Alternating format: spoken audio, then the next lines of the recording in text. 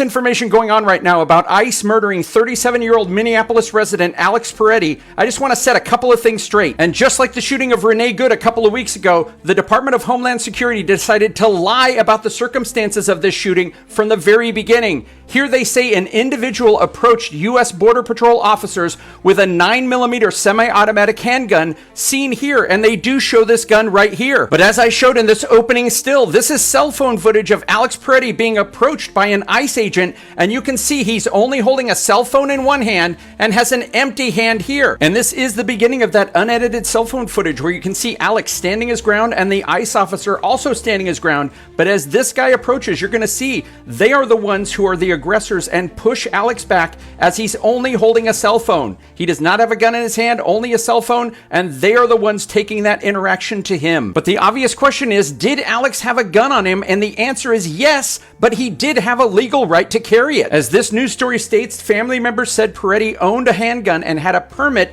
to carry a concealed handgun in Minnesota. But even though the video shows that Alex probably never even had his hand on his gun, that didn't stop the DHS from saying this looks like a situation where an individual wanted to do maximum damage and massacre law enforcement. And as further evidence that Peretti was not there to commit violence against ICE agents, I offer this up. These are two protesters that Peretti is actually trying to protect. He's actually trying to protect them from them. He gets bear sprayed. He turns his back to the agents to try to protect these women, and they end up grabbing him and taking him to the ground. Now, this is where they're being violent towards him, not him being violent towards them. And as further evidence that Alex was not there to commit violence on ICE agents, I submit these two clips that I've synced up together here. And if you look down here on the bottom, this person in the brown coat, that is Alex there. And if you watch, as this ICE agent's foot clears, you can see that Alex has two hands visible, not near a gun. Now, this is just 8 seconds before he shot. So let me go ahead and play this forward.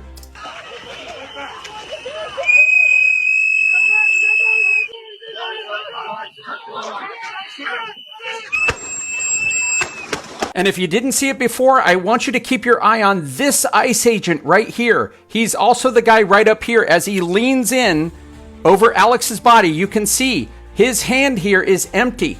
I'm going to roll it forward just for a bit, and you can see all of his fingers going down. There is nothing in his hand.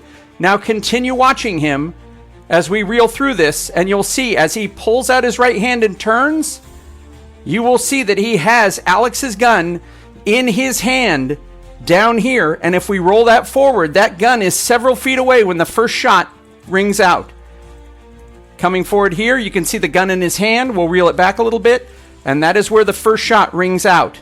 And if you'll notice, that gun has a bulge on top of it. Now I'm going to show you the photo that the DHS posted on Twitter. And as you see here, here is the photo of Alex's gun that the DHS thankfully posted on Twitter. Now you can see this is a clip. This isn't part of the gun. This is the gun here, but it does have this bulge up top here that is actually a red dot sight that is an add-on and makes Alex's gun distinctive. And again, if we go back to this footage, you can see that right hand coming out with that gun, and it does have that bulge on top of it. So this guy pulled Alex's gun off of his body. Somebody probably yelled, "He has a gun," and then the feeding frenzy of untrained ICE officers rained down with bullets on him. And as further evidence of Alex not even having the weapon at the time he was unalived, I'm going to play you this footage of Alex's body on the ground and these ICE agents asking, "Where's the gun? Where's the gun?" Somebody goes, "You've got the gun," and the guy who took it away says, "I've got the gun." I'm going to play that here.